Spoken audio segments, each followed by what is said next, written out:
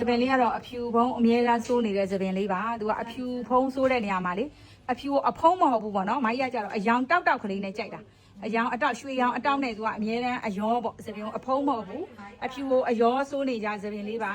ဒီစပင်လေးကိုအပေါ်ပိုင်း rebound လုပ်ပြီးကြတော့အဖျားလေးတွေကိုမိုင်းရကောက်ချင်တာပါ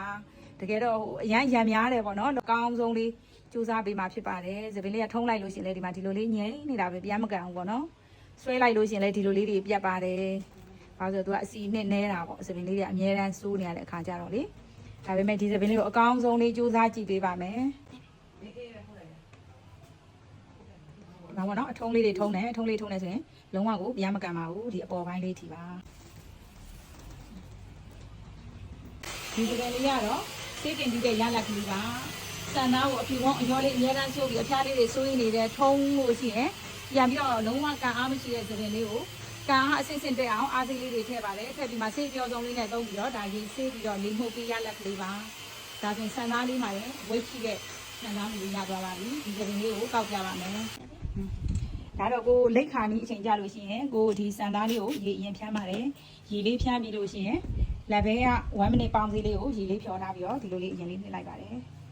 သူအဲ့ဒါမှအပူထန်ခိုင်းတဲ့အခါမှာကြည်သွားတာတွန့်သွားတာဖွာသွားတာအဲ့ဒါလေးတွေမဖြစ်အောင်သူကခံစည်းလေးအဖြစ်စည်းလေးပေါ့နော်အဲ့ဒါလေးခံပြီးကြတော့မှလိတ်ပါတယ်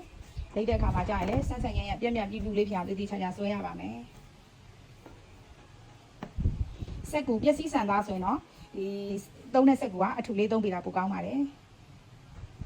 ဒီအဖျားပိုင်းမကြည့်ဘူးအတွက်ကိုလည်းခယူးတစ်ဆိုင်ကလေးလိတ်ပေးရပါမယ်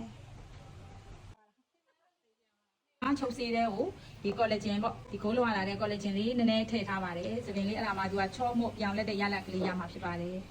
ကဲဒါလေးကတော့ရေဆိုရလက်ကလေးပါရေဆိုရလက်ကလေးမှာတော့ဆန်သားလေးကဒီလိုအီဖက်ဖက်ပျော့ပျော့လေးဖြစ်သွားပါပြီ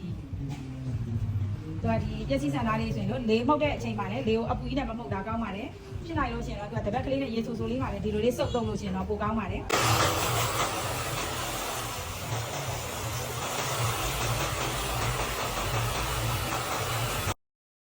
ဒါလေးကတော့နောက်ဆုံးပိတ်အဖြစ်ရလက်ကလေးပါ